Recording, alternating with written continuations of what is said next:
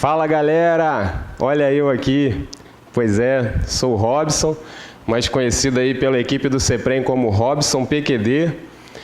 Vim aqui, o que tu tá fazendo aí, cara? Pois é, vim aqui para poder gravar uma aula não, né? Um comentário de como foi a prova de Geografia de 2017.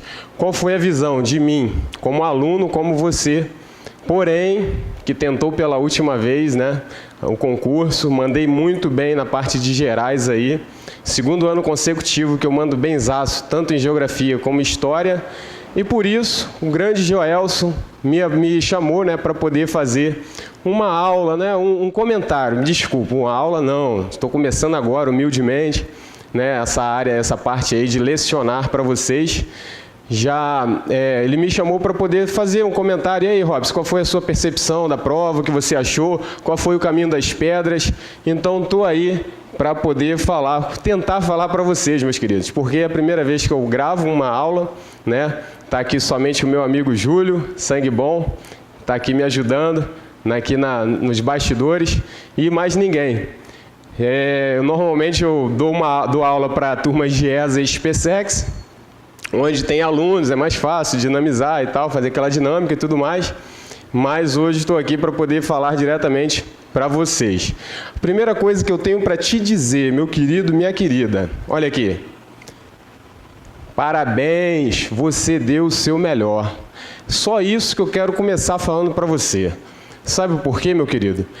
E minha querida, eu estou tentando esse concurso desde 2015, E de 2015 para cá, eu posso dizer, eu estou ficando papa. Uma graduação normalmente em Geografia, licenciatura, dá o quê? 4 anos. Mas aí você vê várias disciplinas. Eu estou de 2015, 16, 17, estudando a fundo, sem tirar férias. Minha esposa está me cobrando. Oi, amor, te amo. Pois é, está me cobrando porque eu não tenho tirado férias. Calma, estamos aí na tentativa, fomos bem, seja o que Deus quiser, em novembro sai o resultado. Não saindo, estaremos aqui tentando outra vertente, né, que é passar essa bagagem acumulada nesses 3 anos e para os amigos, para os companheiros, para os colegas, você que está me assistindo, já estou comentando aí provas de Geografia e História, especialmente Geografia, que é uma área onde eu estou começando a me graduar também, né, aprendi a me apaixonar pela Geografia, com excelentes professores aqui do CEPREM, como o Coronel Geraldo, agora o professor Douglas, excepcional. E aí eu falei, poxa, além da contabilidade, que eu já sou formado, eu falei, vou tentar uma outra área aí também, que é aquilo que quando a gente gosta de alguma coisa, né, a gente tenta fazer de todo o coração, e eu estou fazendo isso aí, já que não deu, se não der, são só 2 vagas, meus queridos, 2 vaguinhas apenas para contabilidade, mas gerais, eu estou top, mandei bem, agora a parte específica temos que esperar aí para alguma surpresa, quem sabe, né, não sei, vamos tentar, vamos ver, mas de qualquer forma, quero te motivar, você deu o seu melhor, não desista, continue tentando. Por que eu estou dizendo isso?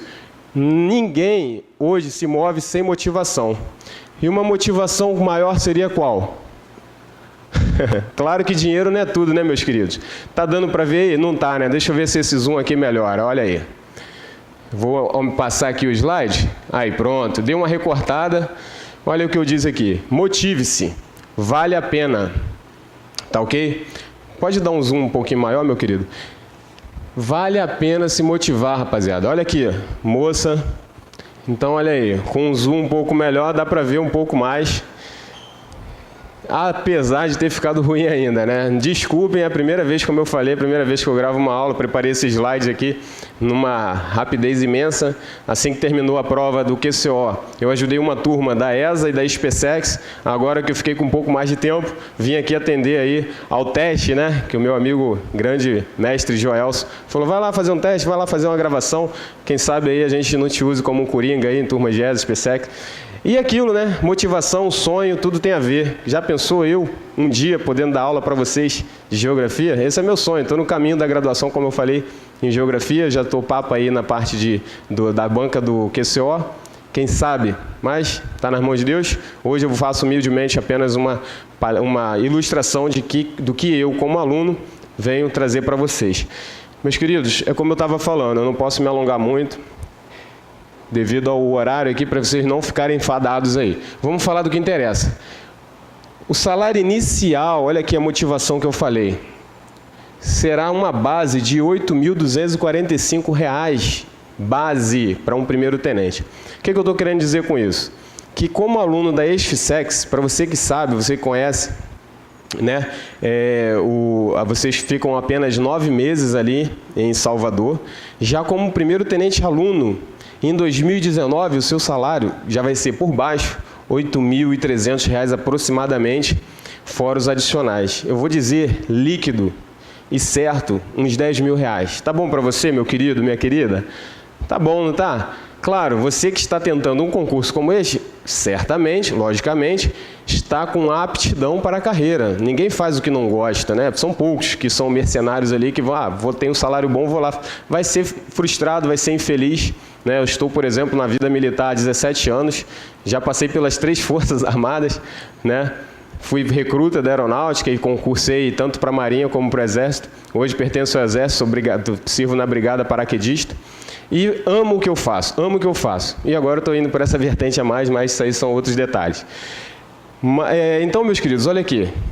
8.245, e olha para onde você vai o seu salário no final da sua carreira. Tenente-coronel, que normalmente o pessoal chega. Para vocês que são mais novos, na faixa de 20 anos, podem tranquilamente chegar ao posto máximo, que é coronel full, ganhando em torno aí de 12 a 15 mil líquido, dependendo.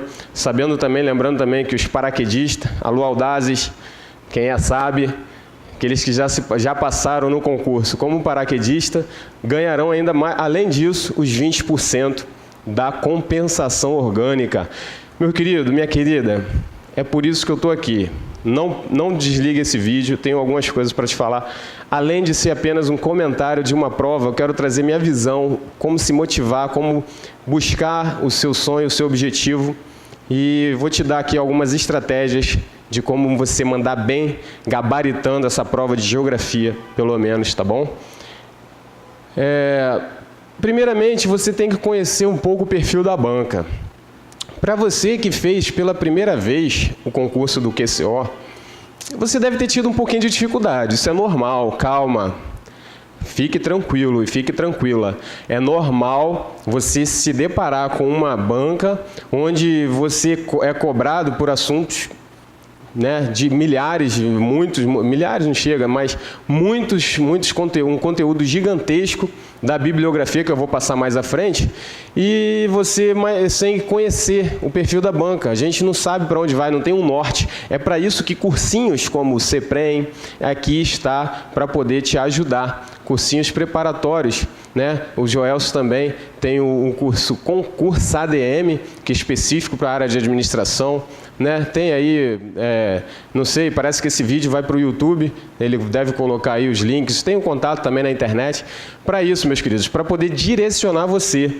E foi com cursinhos que eu aprendi a olhar perfil de banca, olhar provas anteriores, olhar como que é cobrado certo tipo de assunto no decorrer dos anos e da prova, né, o formato da prova e tudo mais. Para cada tipo de prova militar, existe um perfil diferente. Isso aí você precisa saber. Se você quer ir bem, mandar bem. Eu não mandei muito bem em 2015, mas 2016, 2017, eu fiquei muito feliz em mandar muito bem, justamente por conhecer. E eu vou compartilhar para você, meu querido, minha querida, que está me assistindo neste momento. Eu fiz um levantamento dos últimos 15 anos da prova, os assuntos mais cobrados nos últimos concursos de 2015, né, de 2014, de 2009 para cá. 2009 não, faz as contas aí. Dos últimos 15 anos, contando com as provas anuladas de 2014, que foram 2.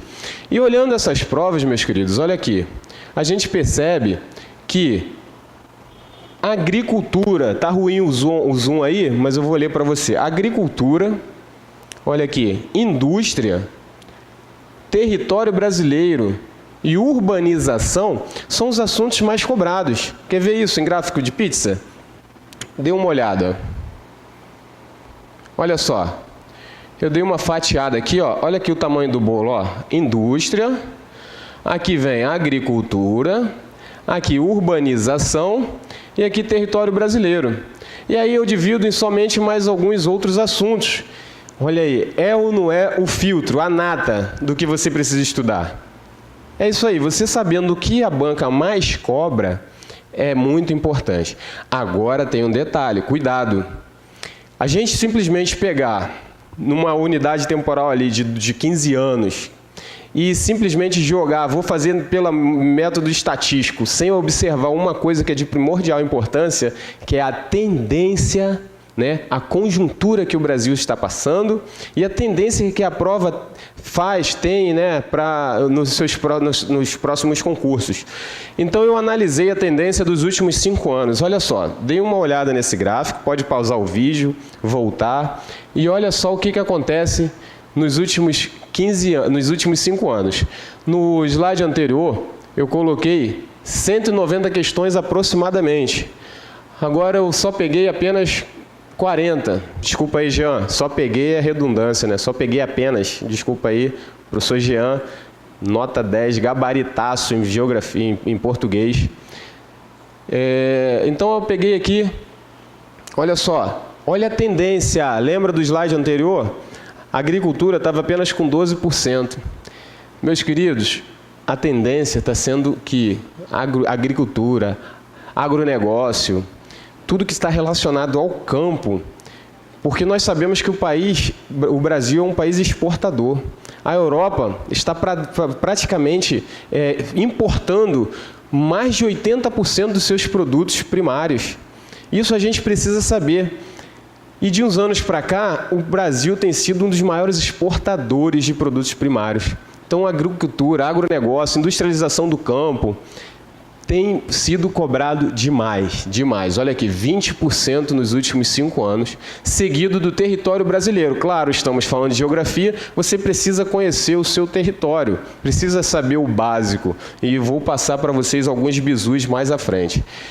Também, demografia. São movimentos justamente consequências de quê? Da urbanização, do crescimento do território, da guerra dos lugares, como Milton Santos fala, né? Incentivos fiscais, urbanização, industrialização e tudo mais. São áreas afins, áreas que convergem entre si para poder, né, ter um norte apenas, que é o desenvolvimento, né, de uma forma sustentável de todos, né? Enfim, desculpa aí. Eu dei uma viajada aqui, que eu estou olhando aqui, meus queridos. Olha aqui, ó. Eu trouxe até um mapa mundi para poder ilustrar minha aula.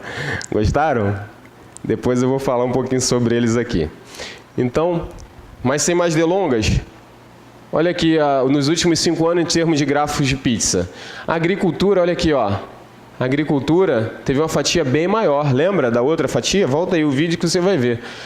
Território brasileiro, uma fatia grande também. Indústria também. E urbanização, vegetação e outros está em uma parcela um pouco menor. Isso é básico para você fazer uma boa prova. Você precisa conhecer isso aqui. Por quê, meu querido, minha querida? Você, quando está estudando, seu tempo vale muito. O seu tempo é primordial, cara. Você trabalha, você tem a família para dar atenção. Então, quando você pega algo para estudar, você precisa saber o básico, você precisa saber o que a prova cobra. Tá ok? Então, isso aqui é de fundamental importância. Sabendo isso aqui, você vai saber destinar canalizar ali sua força, o seu tempo de estudo em assuntos que realmente interessam. E não mais somente isso. Você vai poder ver questões anteriores, muitos exercícios. Isso aí faz com que você tenha sucesso em qualquer área. Eu estou falando de geografia apenas, mas isso aqui, tá ok, queridos? Serve para qualquer tipo de disciplina. Seja administração, contabilidade, enfermagem, informática, história, português. Português, eu vou te contar, venhamos e convenhamos, né? É uma prova estranha essa de português, cara. Eu vou te falar. Mas tranquilo, a gente vai se adaptando e se moldando a ela também, né? Vamos lá. Vamos às questões? Desculpem aí, falei pra caramba, né? Mas é que você precisa ter esse feedback, essa introdução aí, tá ok? Para saber como funcionam as questões, como é que funcionam as provas. Lembra-se da prova de 2017? Pois é. O que você achou da primeira questão? Vamos a ela? você bateu o olho e olhou assim: o processo de industrialização da agricultura tem eliminado gradativamente a separação entre cidade e o campo, entre o rural e o urbano, unificando-o dialeticamente. Isto quer dizer que campo e cidade, cidade e campo formam uma unidade contraditória. Preste atenção, meu querido e minha querida. Quando você estiver fazendo uma questão que envolve termos assim, entre aspas, onde te dão algum autor, prestem atenção que isso aí é o chamado da questão. Aqui tem muita dica, tá? Preste atenção. Agora eu te pergunto, cara, veterano, desculpa aí se eu falei alto aqui demais, me desculpa. Veteranos como eu, que está fazendo essa prova aí há algum tempo, quem é Ariovaldo? Cara, eu não sei quem é Ariovaldo. Eu sei quem é Milton Santos, Aziz Absabe, eu sei quem é Ligia Terra. Pô, isso aí tá batido já com a gente, não é verdade? Mas quem é esse bendito Ariovaldo? Calma, você vai conhecê-lo agora. Ele, resumidamente, é um professor dos mais importantes estudiosos da questão agrária. Por que eu trouxe isso para você? Lembra do que eu falei da tendência que a prova do QCO está tomando, meu querido, minha querida? Está tomando uma tendência para o agronegócio, agricultura.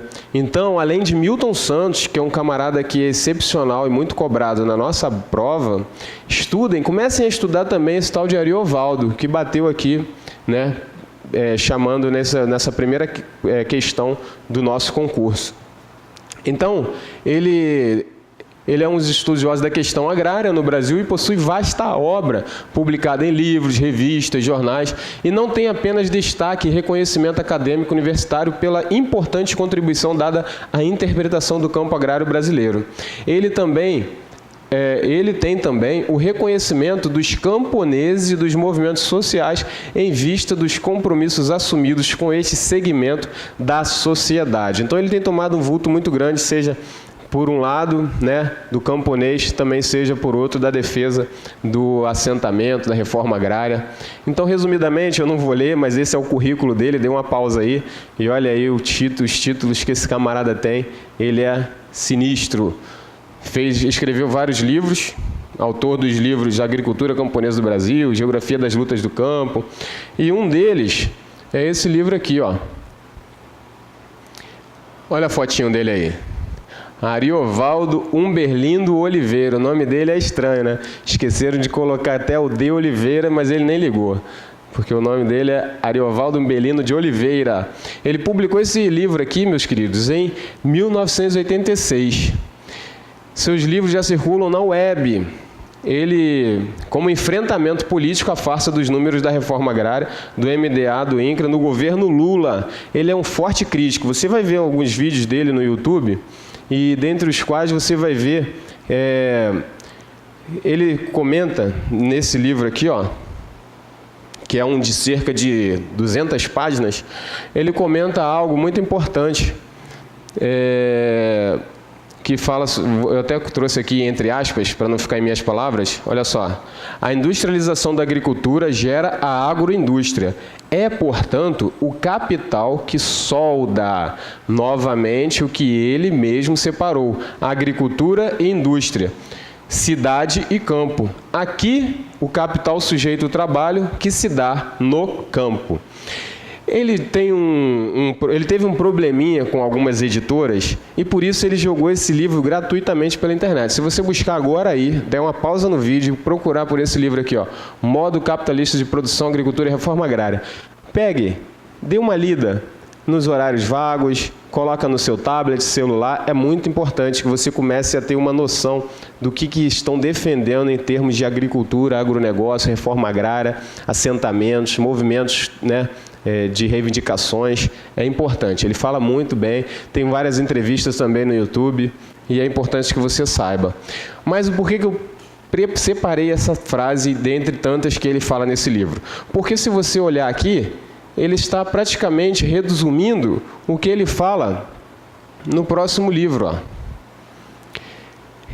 A questão, ela vem sendo cobrada dentro desse livro aqui do Jurandir Rossi. O nosso amigo Ariovaldo, ele fez uma participação dentro desse livro, ele fez um texto gigantesco, na página 445, se eu não me engano, ele fez uma abordagem e trouxe exatamente esse texto. Olha aqui. Texto da página 475. A unidade contraditória, cidade e campo. Então vocês vão ver que é exatamente igual, meus queridos. Olha só. Voltem aí para a questão. Se você estiver configurando a sua prova, acompanhe comigo, por favor. O processo de industrialização da agricultura tem eliminado gradativamente separação entre cidade e campo. Já lemos, né? Não vou ser redundante nem repetitivo. O processo de industrialização, olha só quero te mostrar isso aqui, ó.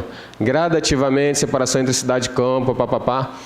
Olha aqui o primeiro parênteses. Está com a prova aberta aí? Dê uma olhada no primeiro parênteses. Ele só acrescenta isso aqui, ó. A exemplo disso, pode-se observar, papapá. Aí aqui, entre aspas, eu sigo o que ele segue aqui também. Olha aqui, ó. Uma unidade, onde a diferença entre os setores da atividade, papapá, papapá. Ele não tem uma linguagem tão rebuscada como a do Milton Santos. Eu observei isso aí nos livros dele. Porém, ele é o papa no assunto de reforma agrária, campo, cidade, essa união que está se fazendo entre cidade e campo, campo e cidade, que já foi muito bem batido aqui nas excepcionais aulas tanto do professor Geraldo como do professor Douglas. Então, olha aí. Os últimos parênteses, né, falam sobre a cidade e revela estas contradições. Ela é, pois, palco e lugar das lutas rurais feitas em áreas urbanas e ou lutas urbanas que ocorrem em áreas rurais. Olha só de onde ele tirou. Caraca, Robson, como é que eu vou ver isso tudo aí, cara? Realmente não dá para ver, mas eu dei uma circulada para você. Tá aqui, ó. Opa. Olha aqui. Eu vou ler para você, tá aqui, ó. Ela é, pois, palco e lugar dessas lutas rurais feitas em áreas urbanas e ou lutas urbanas que ocorrem em áreas rurais. Exatamente o que está no último parênteses. Então, eu tenho dúvida de que essas duas alternativas, tanto a primeira como a última, seria verdadeira? Claro que eu não teria dúvida. Porém, não teria dúvida, seu cara de pau, se eu tivesse lido. Cara, mas como você vai ler 3.000 páginas de toda a sua bibliografia? É humanamente impossível. Para mim, é impossível. Eu estou falando apenas de geografia, tá? Vamos calcular aí que na média de, vamos lá, vamos colocar aí 2.000 páginas para história, vamos colocar aí 2.000 páginas para português, um pouco menos para inglês, que é bem basicão, ou espanhol. Sem falar da especialidade direito, que você tem que ler bastante. Cara, eu calculo mais de 20.000 páginas se você tivesse que ler tudo. E ter um supercomputador em seus neurônios e na sua mente para poder decorar que o abençoado, aquele bendito, pegou apenas uma página e jogou na prova. É covardia, né, gente? É covardia. Olha só, eu trouxe para vocês os livros que são da bibliografia de geografia. Geografia, ele tem o livro de Geografia do Brasil, 4ª edição, já está na 6ª, se eu não me engano, ou 7ª, do Jurandir Ross, né? Tem 552 páginas, somente esse livro. Foi esse mesmo livro que o nosso glorioso Ariovaldo... Tudo bom, Ariovaldo? Abraço, meu querido. Esse Ariovaldo... Me desculpa aí, Ariovaldo, se você estiver assistindo a este vídeo... Seu nome é muito famoso, eu fui buscar umas questões, até na internet, quem era Ariovaldo e tudo mais, aí caiu muitas questões de exemplos do Ariovaldo foi fazer uma compra de 3 laranjas e tudo mais. Então, parabéns, é um nome bem famoso, tá? Brincadeiras à parte. Esse livro é um pouco antigo, como eu falei, edição de 2001, e está no valor no sebo. Pode ir na estante virtual. Tem estantes virtuais. Calma, não. Desculpa. Cabe a nós que estamos aqui lecionando fazermos isso para você. Não compre livros, a não ser que você goste muito de ler e tenha tempo. Calma, eu vou te mostrar por quê. R$80 aproximadamente. Vamos lá. No sebo, porque ele é um livro antigo, como eu falei. Aí tem um próximo livro, que é o Brasil, Território e Sociedade no início do século XXI. Está na sua 2ª edição, o que é cobrado na bibliografia, mas ele também já está bem avançado, deve estar na 4ª edição, não me recordo. 478 páginas, é o livro da bibliografia de quem? Do Milton Santos e da Maria Laura Silveira. É esse livro aqui, ó. 478 páginas. Esses 2 livros, eles tiveram questões cobradas nessa nossa prova de 2017. Ah, mas você precisa saber disso? Claro que não, cara. Para isso que você paga cursinho. Para isso que eu pagava cursinho. Que o professor corra atrás, cara. Não é assim? Vai comprar livro para quê? Vai estudar sozinho? Boa sorte, com as suas 3.000 páginas que você tem para estudar. Mas se você paga um curso, espera que o professor faça isso por você, né? Não, meu querido, minha querida. Então, vamos lá. Voaz é um projeto, né, que estão compilando algumas obras em volumes, nesse caso é um volume único, Voaz Geografia, que está reunindo tanto a Lúcia Marina Alves de Almeida como Tércio Barbosa Rigolin. Está na sua primeira edição da editora Ática, 752 páginas. Eu não vou ficar me alongando muito nesses detalhes aqui não, tá bom? Vamos passar que o tempo urge. Valor R$ 190. Temos o próximo aqui, Projeto Múltiplo, que são esses livros aqui, que a gente verifica que tem 912 páginas, no valor de R$ 245. E, para finalizar, é cobrado na nossa bibliografia atual, estou falando da de 2017, tá ok? Se você está com uma bibliografia diferente dessa, se atualize. Atualize-se. Está aqui, ó, GeoAtlas. Valor R$ 200. Qual o valor dele? R$ 110. Editora Ática 2013. Aí por que eu trouxe isso tudo? Cara, para de encher linguiça, Robson. Pô, o que tu quer falar com isso? O que eu quero dizer é aquilo que eu comentei lá na frente. Olha a covardia, gente. Se vocês tiverem que ler isso tudo, 2.894 páginas somadas. Você gastaria, pelo menos, para comprar esses livros, R$ 700. Tá bom para você? Pois é. 3.000 páginas aproximadamente. Aí vamos voltar à questão. Tá, agora para de enrolar e me fala, como você acertou essa questão? Cara, é muito simples. Vamos lá, vou te mostrar aqui o caminho das pedras. Apostilas do CEPREM. Estão aqui, ó. Tcharam! Olha o merchan. Tá aqui as apostilas do CEPREM, meus queridos. Com as apostilas do CEPREM e com as aulas aqui presenciais e no EAD, pode ter certeza, você mataria tranquilamente essa questão, mesmo que fosse de primeira vez que você estivesse fazendo um concurso. Essas apostilas substituem esses 9 livros da bibliografia. Por quê? Ela está compilada, ela está com os assuntos, como eu falei naquele gráfico pizza lá atrás, lembra? Então, está tudo aqui. O professor ele tem um trabalho de estar sempre atualizando, de acordo com a bibliografia, colocando fontes, e eu estou nesse caminho também, estou amando, muito legal. Você fazer algo e, de repente, colocar a fonte ali, explicar o porquê, como eu fiz nessa primeira questão até aqui, né? É bacana isso aí. De onde a gente tirou essa questão? Você, aluno, só precisa saber o que a gente já pesquisou por você, tá bom? Então, as apostilas do CEPREM atualizadas com os assuntos mais recorrentes do edital, totalizando 261 páginas, 261 páginas, pouco menos de 10% do que você realmente precisaria ler. Não é isso? E se você, querido, querida, que estava aqui comigo estudando até um pouco tempo atrás, lembra bem dessa aula, né?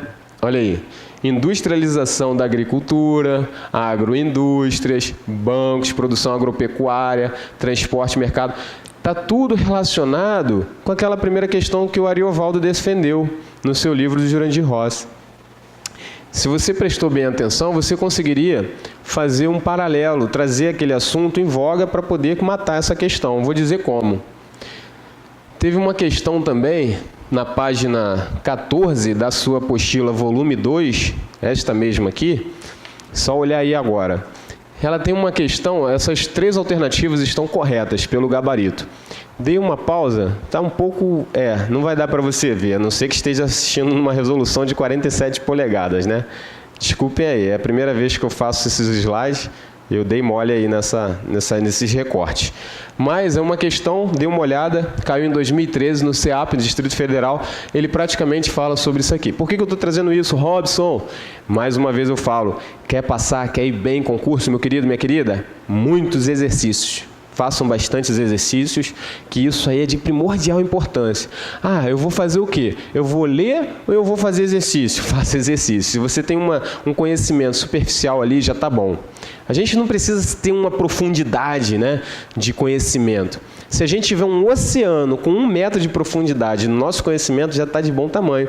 Às vezes a gente quer se aprofundar ali naquele talude continental, querendo ir lá nas regiões abissais do conhecimento, meu querido, sendo que você tem um oceano para navegar. Calma, sabendo superficial está de ótimo tamanho.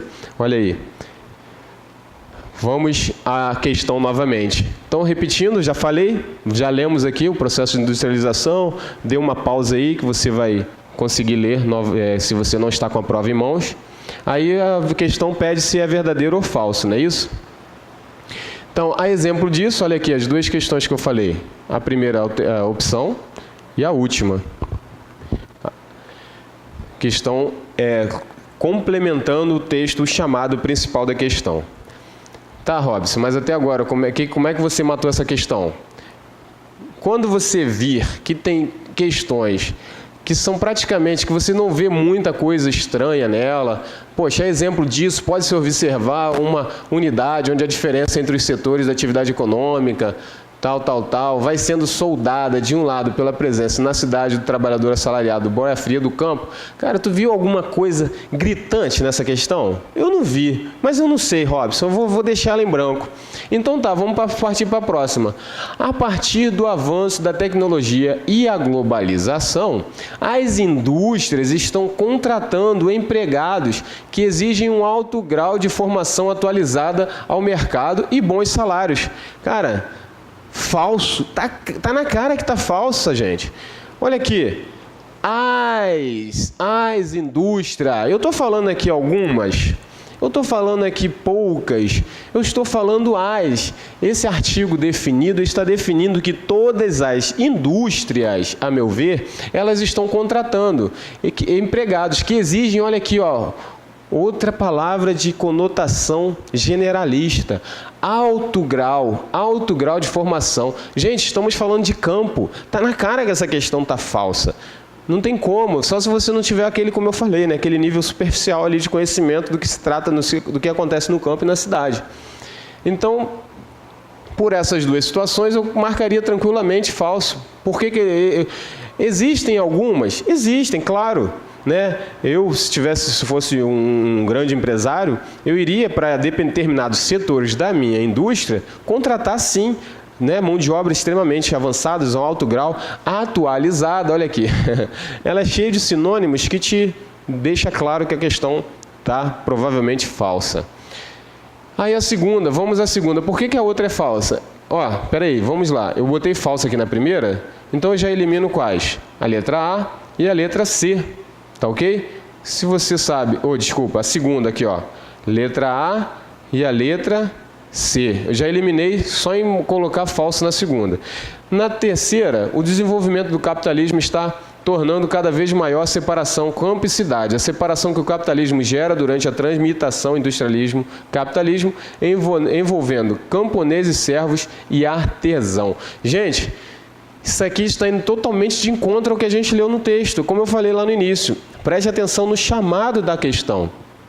No chamado não está dizendo nada disso. Lembra, ele está fazendo o quê? Está soldando, está unindo dialeticamente. É isso que o Humberlindo falou, o Ariovaldo.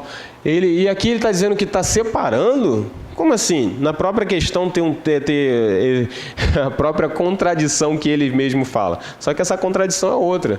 Então ele está dizendo que está a maior separação entre campos e estudantes, né? Negativo. Eles estão se unindo. Então está na cara que também está falsa, né, gente? Com essas aí a gente eliminaria quais? Vamos ver?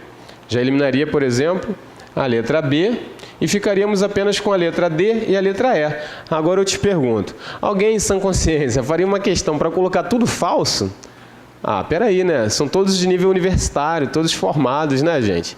Pelo menos umazinha tem que estar verdadeiro. Você já viu alguma questão aí com tudo falso? Eu não lembro, não recordo, já fiz muitas questões, milhares de questões, não lembro de ter colocado. Por aí você já mataria, mas vamos ver o que está dizendo a última alternativa. A cidade revela estas contradições, verdade. Ela é, pois, palco e lugar das lutas rurais feitas em áreas urbanas. Que tipo de lutas rurais seriam essas? Por exemplo, o camponês ele quer se manter no campo, então ele vai aonde? Ele vai à cidade negociar preços, negociar, condições, pegar crédito. Recentemente estávamos ouvindo aí que o governo está liberando crédito para o pequeno empreendedor, seja no campo, seja na cidade. Então ele vai na cidade para conseguir continuar camponês. É isso que o Ariovaldo defende. Então, e também em áreas rurais ou lutas urbanas que ocorrem em áreas rurais.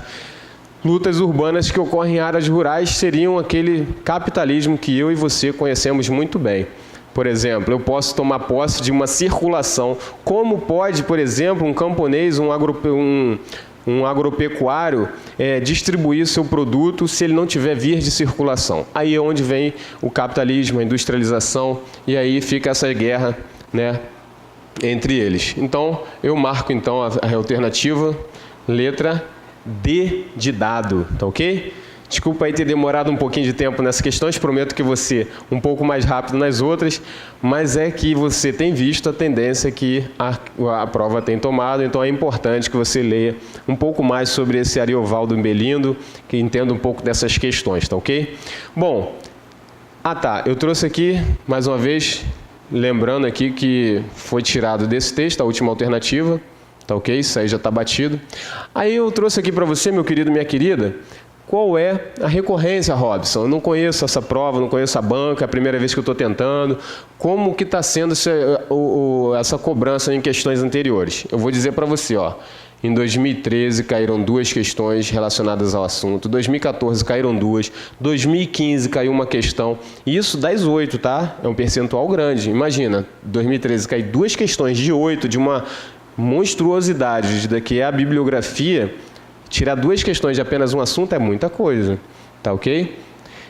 São 25%, somente numa prova. 2016, uma questão, e 2017, 2 questões. Aí vamos à questão 2. Essa aí, gente, pelo amor de Deus, foi tranquilo, mamão com açúcar. Me desculpem, calma, eu já tive aí.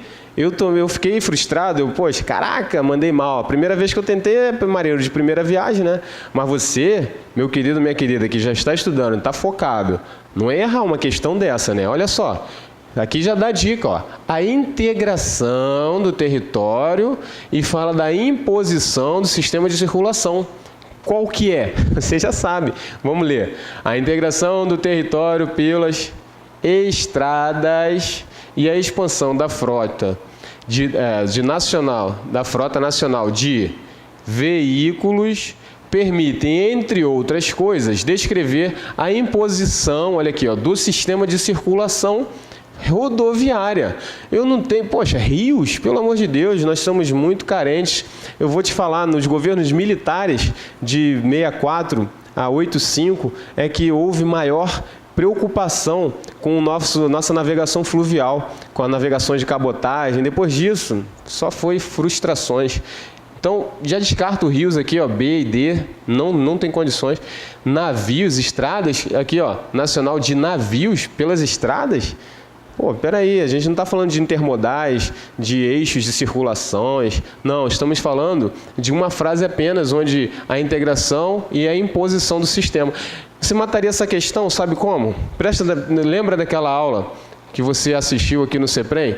Tem na nossa apostila, no volume 1, e também, numa matriz de transporte. Apenas com a matriz de transporte você mataria essa questão. Você já saberia que no Brasil predomina o transporte rodoviário, nos deslocamentos de cargas, né? Num país de dimensões continentais, esse modal de transporte não é o mais adequado, pois envolve custos crescentes para deslocamentos por longa distância. Mas você que estudou história, sabe que na era de Juscelino Kubitschek, né, de JK para cá, qual foi o que estava em voga em todo o mundo? O automobilismo. Então, o Brasil pegou essa inércia, né, foi junto com a onda, e aí começou a investir também no automobilismo no Brasil, abrindo estradas com Washington Luiz e tudo mais. Você sabe melhor do que eu, professor Salles, um grande abraço, grande mestre. Então, você matando a questão aqui de matriz de transporte, já mataria tranquilamente a questão, fora as discussões feitas em salas de aula.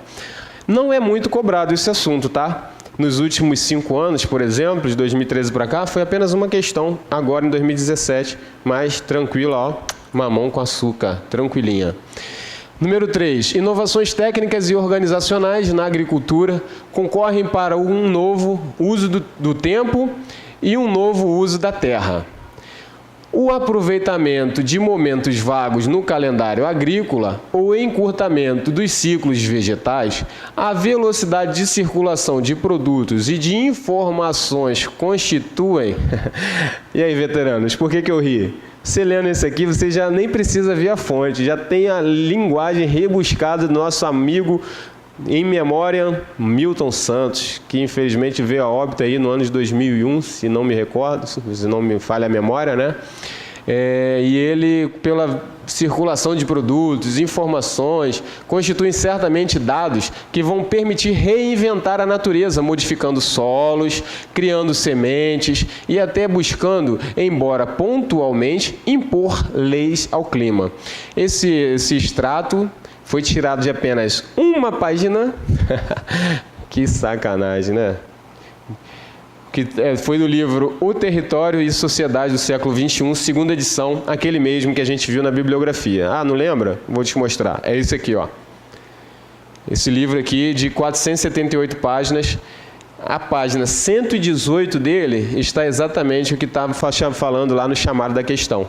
O aproveitamento de momentos vagos no calendário agrícola ou o encurtamento dos ciclos vegetais, a velocidade da circulação de produtos e de informações, a disponibilidade de crédito e a preeminência dada à exportação constituem certamente dados que vão permitir reinventar a natureza, modificando solos, criando sementes e até buscando, embora pontualmente, impor leis ao clima. Aí você vai ouvir agora uma frase clássica que não estava no chamado da questão, mas a gente conhece muito bem aqueles que estudam aqui no CEPREM. Um abraço, meus amigos. Eis o novo uso agrícola do território no período técnico, científico e informacional. Essa aqui é do Milton Santos. Valeu, Milton. Essa é sua, meu querido. Página 118, mais uma covardia. Porém, olha só. Estamos falando de quê? Assinale a alternativa correta que se refere ao texto acima. Gente, estamos falando de quê, cara? Estamos falando de agricultura familiar? Celibato no campo? O campo se prometeu ficar virgem, ninguém mais vai estar me usando, não? Êxodo rural? População agrícola? Mais uma vez eu digo, se você tem aquele 1 metrinho de conhecimento daquele oceano que a geografia te cobra, você certamente saberia que estamos falando de quê? De modernização da agricultura. Está lá no volume 2 da sua apostila, mais uma vez. Está aqui, ó. Olha só como é que fala. Modernização da agricultura. Eu não coloquei aqui, mas se você prestou atenção nas aulas e viu que os extratos, inclusive, o glorioso professor Douglas colocou um extrato bacana sobre os resumos do livro do Milton Santos na plataforma EAD. Então, se você der uma lida ali naqueles termos que estão grifados, certamente, ó, mataria muito fácil esta questão também. Quais são as recorrências, gente? Mais uma vez eu falo, ó, a primeira questão e esta aqui foram recorrentes, ou seja, caíram 2 vezes numa mesma prova. Lembram-se da tendência que eu falei, que está tomando a prova do QCO de Geografia? Então fiquem atentos a isso, tá ok? Aqui estão dicas valiosas, se você quer mandar bem aí no próximo concurso, que se Deus quiser vai mandar bem, vai ficar com aquele salário abençoado lá na conta, estudando somente 9 meses, se formando, primeiro tenente aí, ó, show de bola, vale a pena, não desista. E outra coisa, tá? esse conhecimento que você adquiriu, você nunca mais perde. Agregou. Olha aqui o Robson. Cara, até um tempo atrás eu odiava geografia. E hoje eu estou aqui ousando passar um pouco do conhecimento que está na minha cachola, acumulada em alguns anos. Então, ninguém tira de você. E as portas se abrem, tá ok? Vamos lá. Foco, força e fé em Deus. Questão 4, olha só, fala sobre o que? Bioma Caatinga. Gente, essa prova, eu achei que teve 4 questões, tiveram 4 questões ali bem tranquilas, não é verdade? E 2 ou 3 ali, né, que precisou de um pouco mais de interpretações. Mas, cara, a gente está falando de quê? Da Caatinga, olha só. Conceitos e características da área de ocorrência no Brasil do bioma Caatinga, analisa as proposições abaixo e, em seguida, assinale a alternativa que apresenta a resposta correta. Eu posso dizer que um bioma que apresenta em suas espécies a xeromorfia, um revestimento dos tecidos que ajuda a perder menos água por transpiração, cara, você botaria um Vzinho tranquilamente nisso aí, né? Por quê? Cheiro nós já sabemos que é um prefixo grego, quer dizer, se você não sabia, agora fique sabendo, que diz o quê? Seca, né? Quente. Xeromorfia seca e morfia é forma, em forma seca. Né? Normalmente o prefixo grego xero, assim como se você der uma olhada no bioma Caatinga, você vai ver várias plantações, várias vegetações características da área que estão começando com esse prefixo XER, né? Esse radical aqui, ó, xeromorfia, né? Então você vai ver que quando tiver questões assim, fatalmente, digo quase que certeza, que isso se refere a Caatinga, devido a ser um prefixo, se eu não me engano, dê uma olhada aí, pausa aí, dá uma olhada na internet. Cheiro, parece que é quente, né?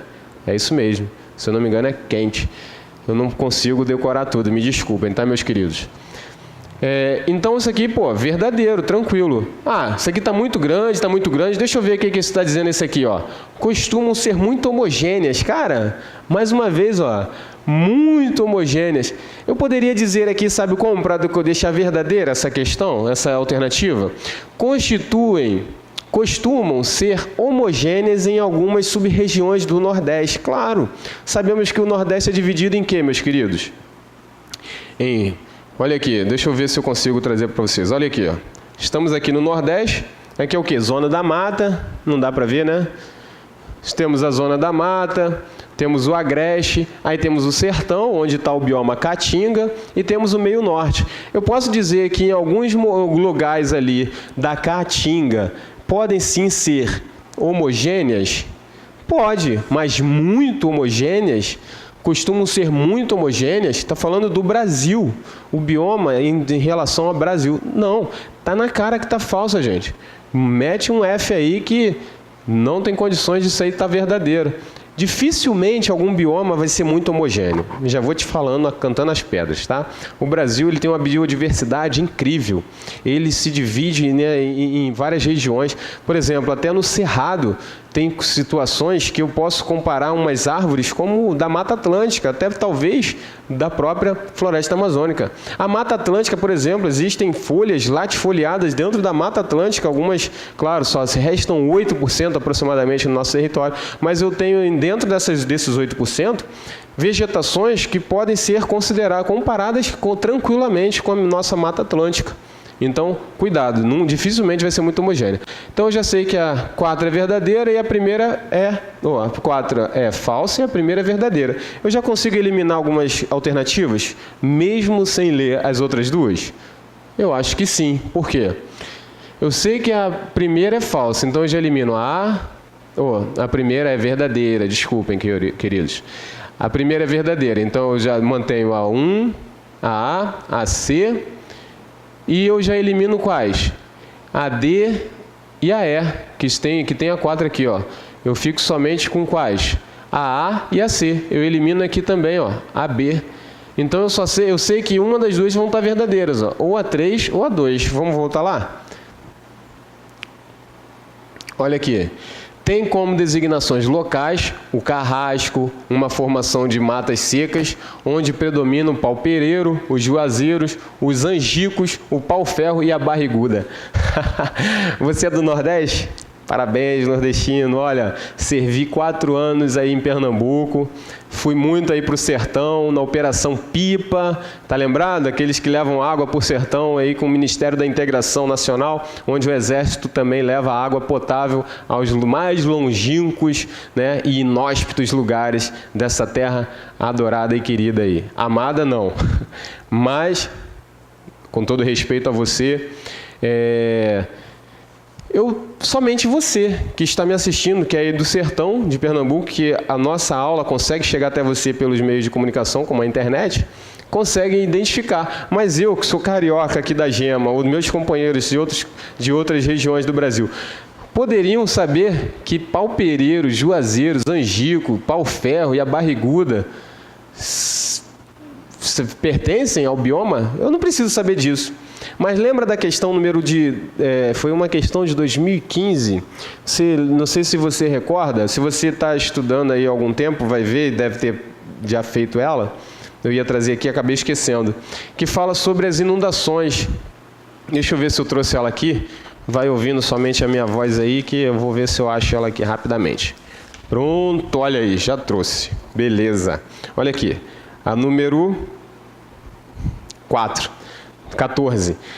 A questão número 14 de 2015, no concurso de 2015, ele fala assim: além de ser um recurso renovável, a água é uma das poucas fontes utilizadas para a produção de energia que não contribui para o crescimento global.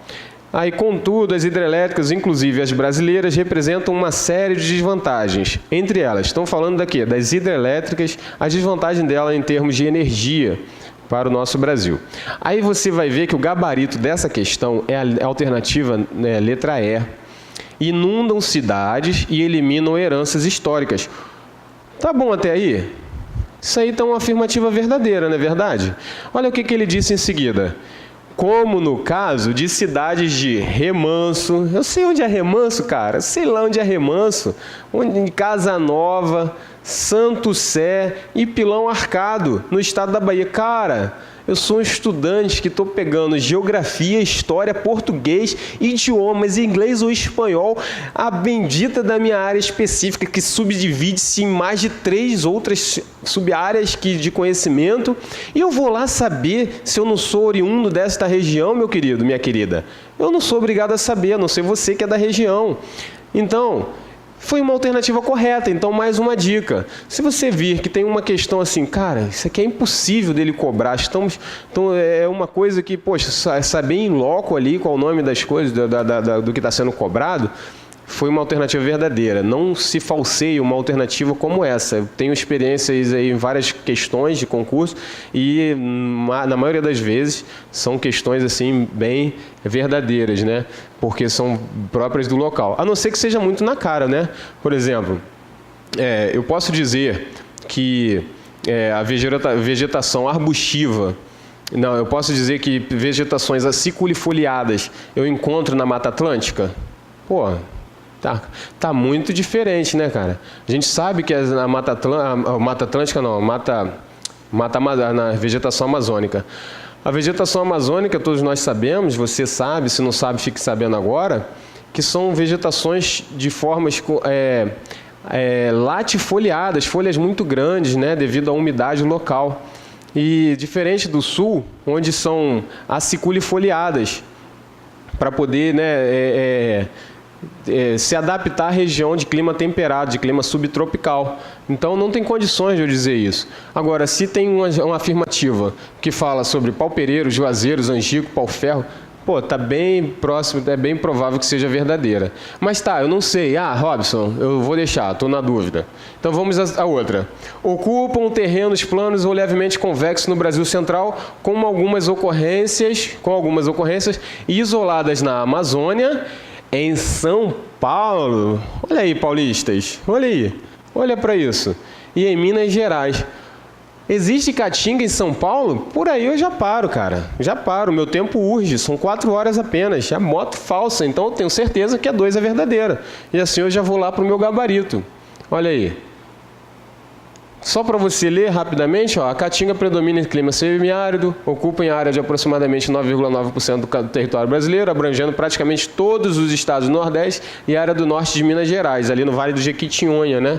A vegetação adaptada à seca, se não me engano o cheiro, eu falei seca, né? Desenvolve-se em ambientes com temperaturas elevadas. Chuvas moderadas, rios intermitentes que deixam de correr na estação seca, solo raso e pedregoso, bababá, bababá. Caatinga, gente, tá batido, vamos passar, né? Olha aí. Eu trouxe para cá. Olha aqui, gente. São Paulo tá aqui, ó. O máximo que ele pega são o bioma mares de morro, onde se encontra a Mata Atlântica. No máximo, ele vai ter uma área de transição aqui, que pode ter alguns locais com características de cerrado. Mas dizer que Caatinga, que mal pega o norte de Minas Gerais, vai chegar a São Paulo, pelo amor de Deus, né? Se você lembra desse mapa, você mataria tranquilamente. É só ler aí a nossa apostila, como eu falei, que está bem compilada, foi por aí que eu dei uma boa estudada. E as aulas que nossos gloriosos professores de geografia lecionam para a gente, né? Tá? Tranquilamente você acertaria essa questão. Então a questão ela não é muito recorrente, mas é importante você saber o básico, saber sobre a Caatinga, a Mata Atlântica, né? Os cerrados, os mares de morro, né? E as araucárias e tudo mais. Isso aí é importante você saber, é o básico, tá ok? Mas não para se ir lá na zona abissal do conhecimento oceânico, não. Apenas um metrinho ali, estando somente nas zonas nas EEE, tá bom demais, né? Então vamos lá, meu querido. Contemporaneamente aos fatores tradicionais de localização das atividades industriais no território, em escala nacional e regional, soma-se a concessão de terrenos para a instalação de fábricas e isenções totais ou parciais de impostos. Marque a alternativa correta que indica como esses fatores em conjunto são conhecidos. Fala, CEPREM! Cara, como a gente bateu esse tipo de questão aqui, né? Muito tranquilo, a gente vibrou com essa questão, já marcamos direto guerra fiscal. Para você que viu pela primeira vez, né? Infelizmente não chegou a ver, mas também daria para matar, gente, por eliminação, né? Dá para matar por eliminação. Vamos ver como?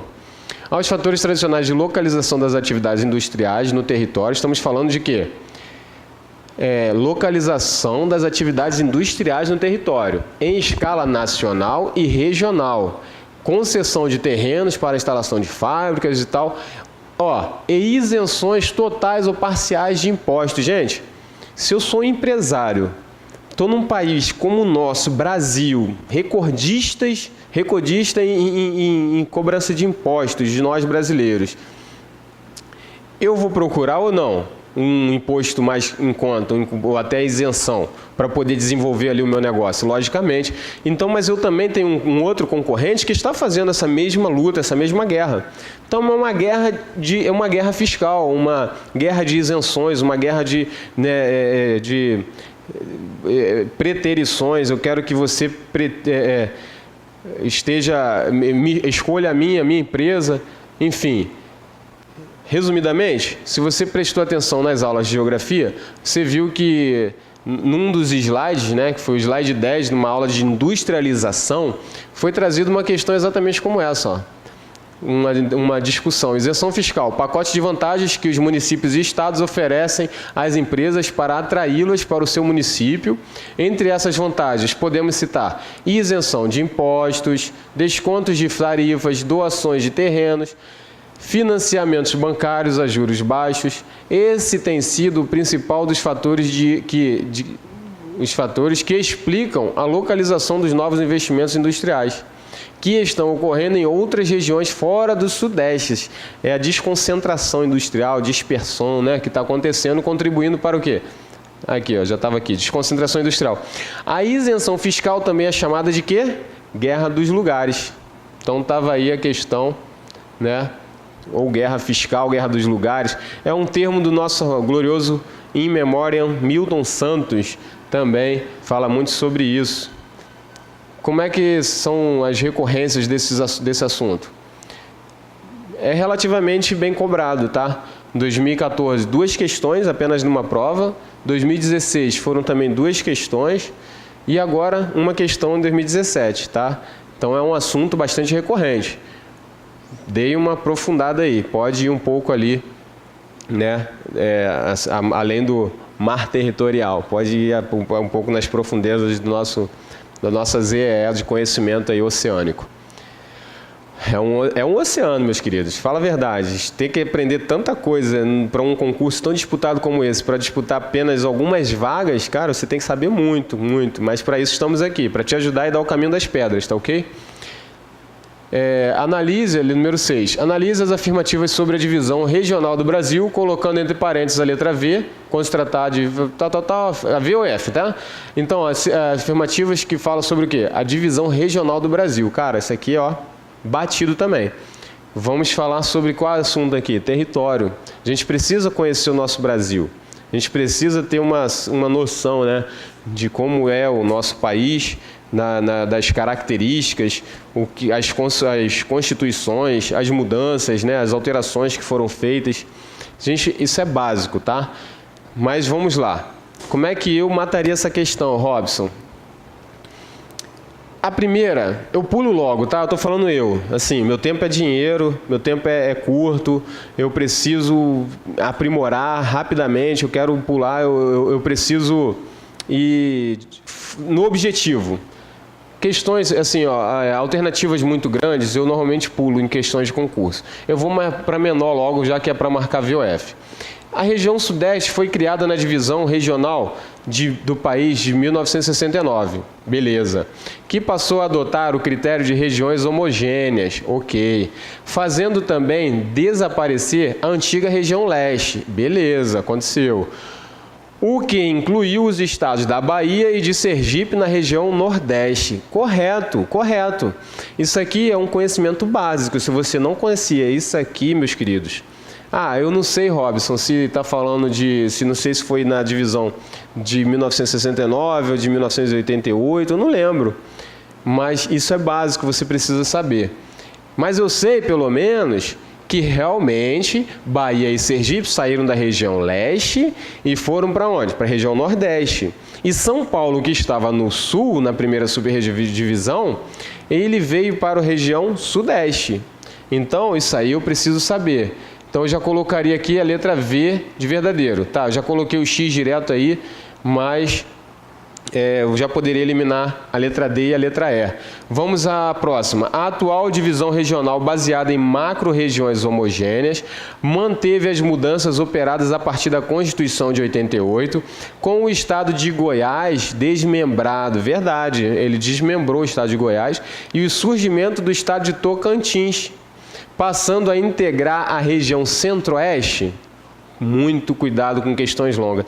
Se você tivesse lido desde o início, você não já estaria um pouco cansado aqui, na questão número 6, quase a última de geografia?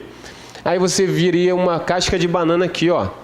Foi para integrando a região Centro-Oeste que o Tocantins foi desmembrado em 88? Não. Foi para integrar a região, muito bem, região Norte. Olha aqui, ó, eu trouxe para você.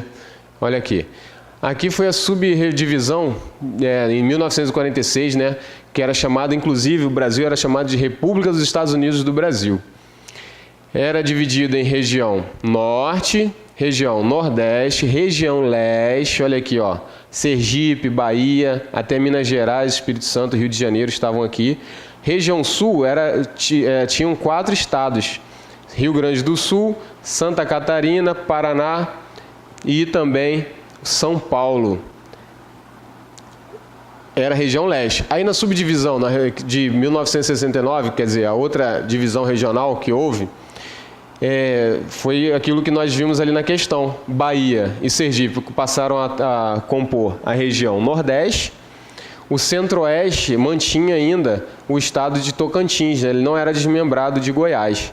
Mas na próxima subdivisão, depois, infelizmente eu passei batido aqui, mas se você tiver a nossa apostila, dá uma olhada lá na página 19, está bem tranquilo, está bem explicadinho ali, está com letras pequenas, mas dá para entender, né? Está com letras pequenas aqui, mas na sua apostila você consegue entender. Então está aqui, ó, a divisão de 1988. Reparem que saiu a região, São Paulo passou a integrar a região Sudeste, e o chamado da questão lá diz o quê? que Bahia e Sergipe passaram a compor a região Nordeste. Agora, olha aqui, Tocantins. Tocantins passou a integrar o Centro-Oeste? Não, pelo contrário, ele saiu da região Centro-Oeste e passou a integrar a região Norte, tá ok? Isso aí é básico, tá bom, meus queridos? Isso aí, tranquilo. Qual é o tipo, a recorrência, Robson, desse tipo de assunto aí? Você que está veterano em provas do QCO. Vamos lá, Robson, o que você tem a dizer pra gente? Pois é, eu já fiz umas buscas aí, olha aí a recorrência. 2013, 2 questões, 2014, 1, 2015, 2. É um assunto, gente, que vocês precisam saber, tá? Procurem ler aí, né, a nossa apostila, a apostila do CEPREM. Eu já falo nossa, ó.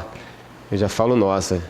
Mas seria um sonho trabalhar aqui com essa equipe abençoada aqui, que é o CEPREM, mesmo de bastidores, mesmo ajudando vocês aí a ir no caminho das pedras aí para gabaritarem a parte de gerais aí, parte de geografia.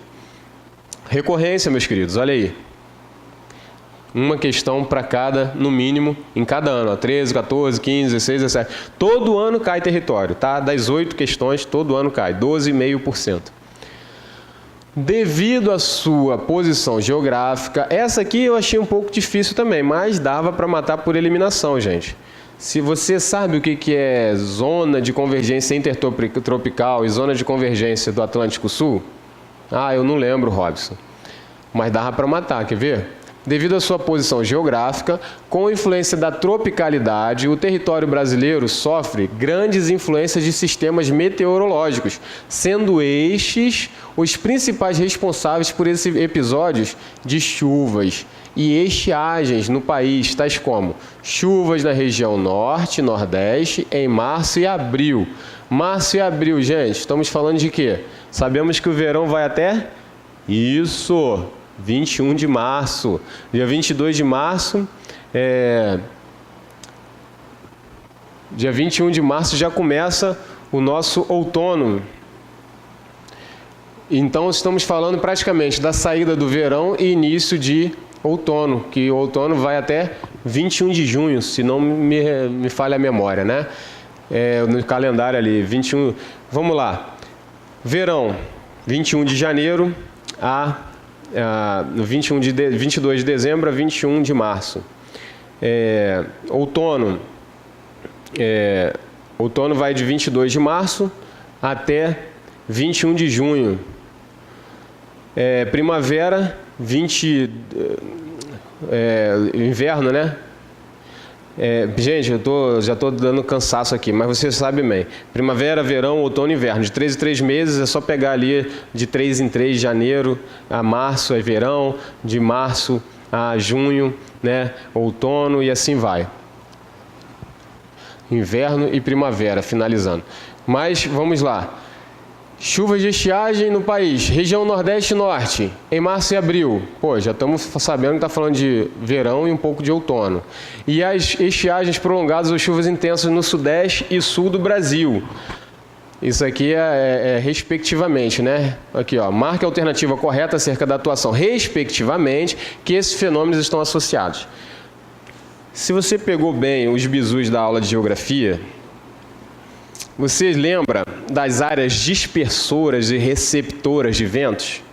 Por que o nosso país nele atua 5 massas de ar?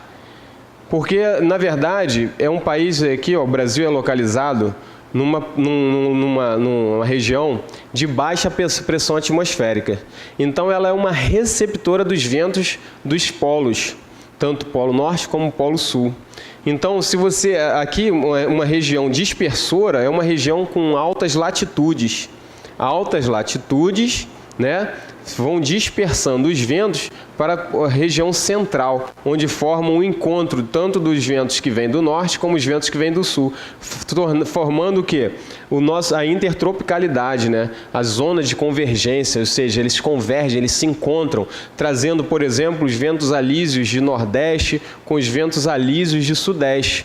Por exemplo, os ventos alísios de sudeste, ele atua ele é responsável por que tipo de massa de ar? Isso aí, a massa tropical atlântica, que vem daqui, ó, sendo impactada, né, acionada pelos ventos alísios de nordeste.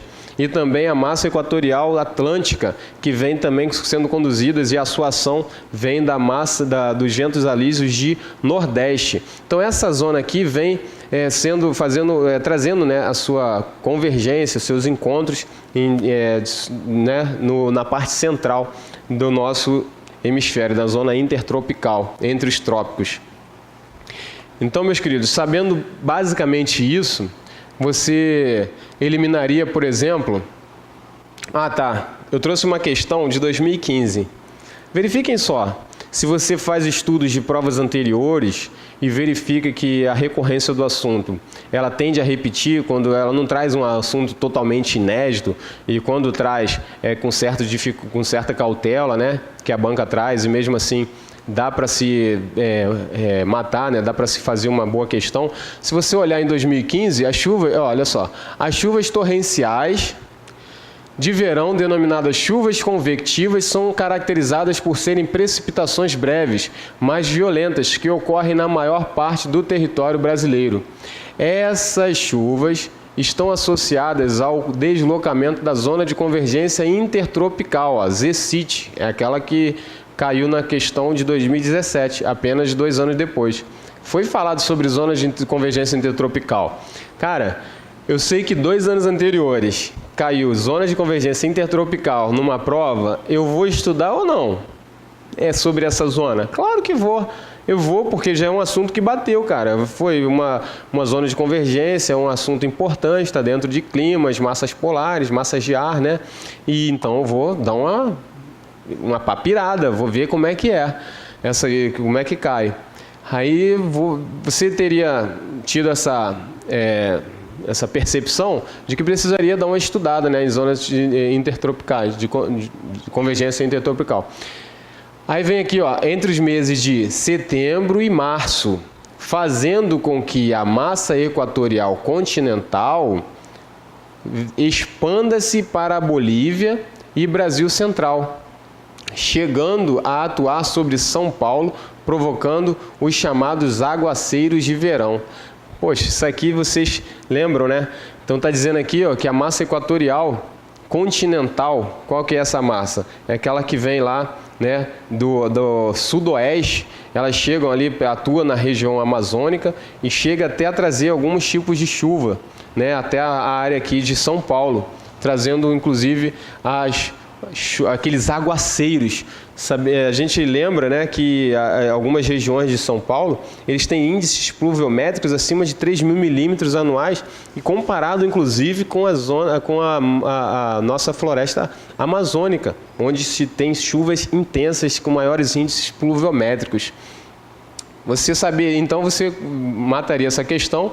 Chuvas convectivas, né, que são aqueles encontros, né, a massa de ar quente normalmente ela tende a ficar acima da massa de ar mais frio, como a massa tropical atlântica e a massa polar atlântica. Só que em certos momentos no litoral elas se encontram, e ali elas formam o quê? Frentes. Frentes são os encontros. E nesses encontros elas formam o quê? As chuvas convectivas, por ter encostas, por se bater nas barragens, por exemplo, do Nordeste. Por isso que aquele Planalto da Borborema, que está ali naquela zona naquela parte próxima ao litoral ali, entrando um pouco ali na Bahia, a Barlavento, ela bate ali, sobe e se encontra com a massa de ar mais quente, e ali ela forma aquelas chuvas convectivas ali no litoral nordestino, impedindo quase que sempre, né, a não ser aquelas que conseguem passar e fazer as chuvas de pés de serra,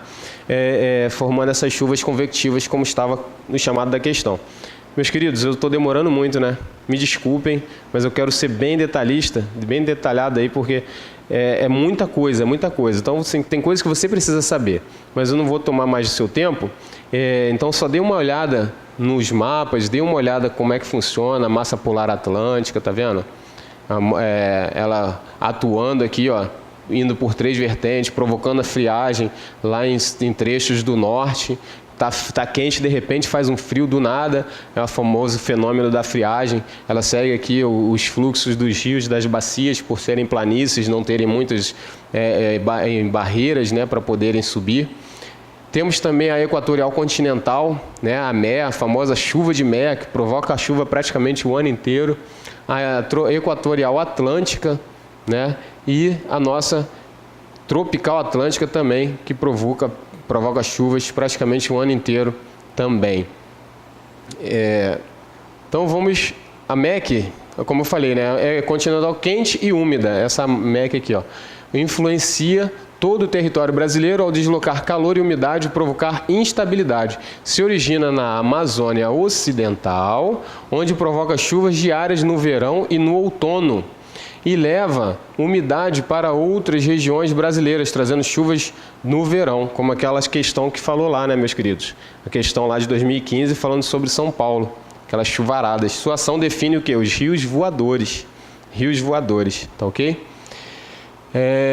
Aqui vamos falar sobre a ZCIT e a ZCAS, né? Zona de convergência intertropical e a zona de convergência do Atlântico Sul, que foi aquele chamado da questão. Aqui está um mapa para poder ilustrar melhor. Como eu falei, aqui os ventos alísios de sudeste têm os encontros com os ventos alísios de nordeste, e aqui eles fazem uma convergência, um encontro.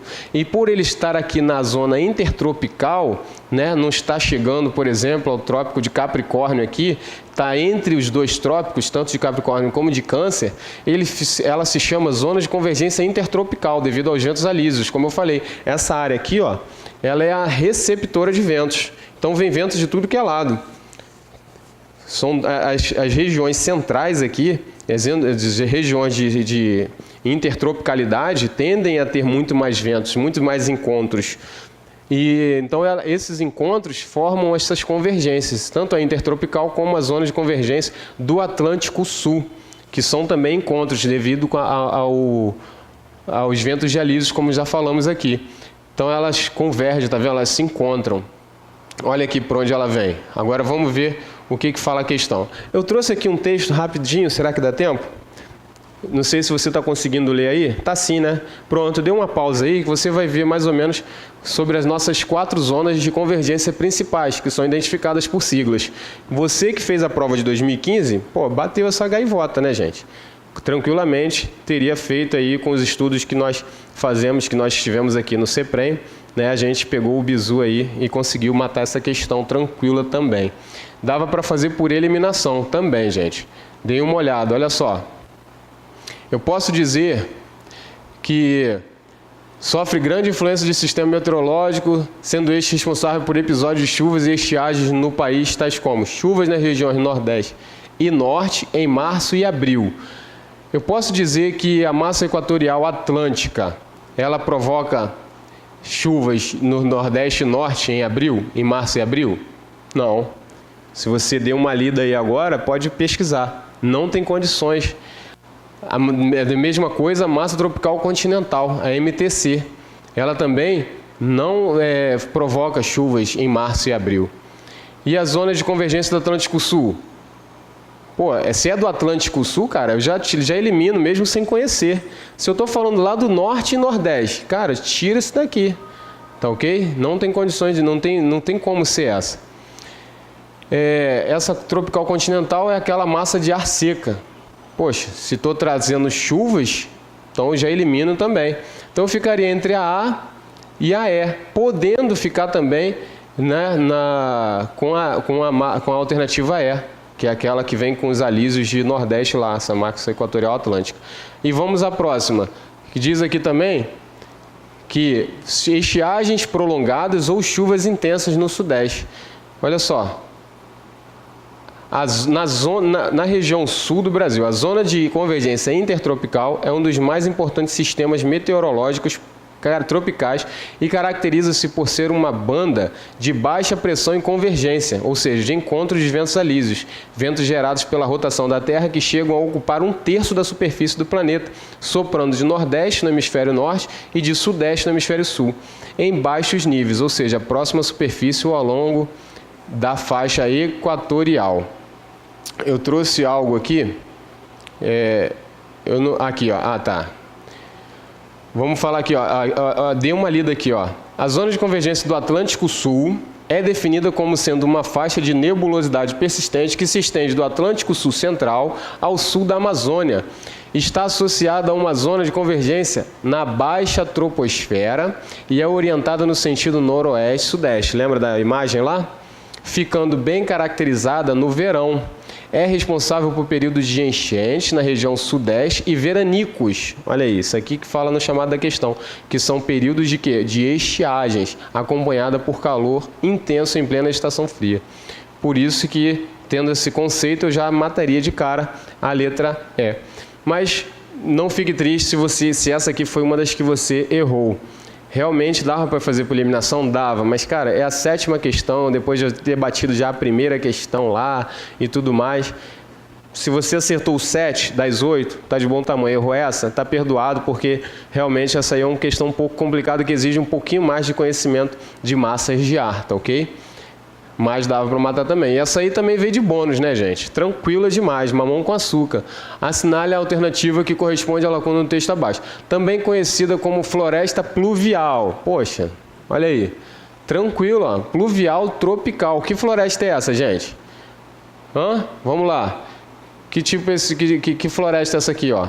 Amazônica, da Amazônia. Domínios de morro. Aqui, ó, tá os mares de morros. Caatinga. Áreas de transição aqui na parte rosada, araucárias aqui embaixo, pradarias e as rosas faixas de transição, cerrado. Qual que é uma região onde temos a floresta pluvial tropical? Não sei, Robson, vamos continuar lendo. É um dos biomas mais importantes. Opa! Eu posso já de cara dizer que é a floresta amazônica? Cuidado com as pegadinhas. Ai, caraca, já era a última questão, Robson. Poxa, eu não terminei de ler. Deixa de ser afobado e deixa de ser afobada. É o seu futuro, cara. Poxa, um concurso por ano. Tenha calma, respira, leia a questão toda. É um dos biomas mais importantes à preservação da biodiversidade brasileira e mundial. Até aí tá tranquilo? Dá para confundir com Mata Atlântica e a Floresta Amazônica? Também eu confundo, né? Mas olha só, mas é o mais ameaçado, restando atualmente apenas 7%. Eu estou falando de Floresta Amazônica? Pronto, matei a questão. É só ter paciência, tranquilidade que você consegue matar e ver que essa aí é a nossa famosa... tá. Isso aí tá na página, estou cansado. Ô Joelson, vou querer fazendo merchan demais aqui da sua apostila, hein, meu querido? Mas aí, muito obrigado ao CEPREM, toda essa gama. Claro, é pouco, mas são 3 anos de intensos estudos. E graças ao CEPREM eu consegui aí ter amor à geografia. Tanto que estou aí, mais uma vez eu digo, no caminho da graduação aí, por mais uma faculdade, mais um caminho que se abre de lecionar geografia, que eu estou aprendendo a gostar. Em paralelo à história, né? Mas tem que escolher uma, escolhi geografia. E tá aí, se você leu no volume 2, né? Você viu que realmente estava lá sobre esses domínios. Deixa eu ver o que eu estou fazendo aqui. Tá. Pronto, aí então você matou. Qual que seria a questão aqui, gente? Está na página 62, domínios de mares de morro. Aqui finaliza, né?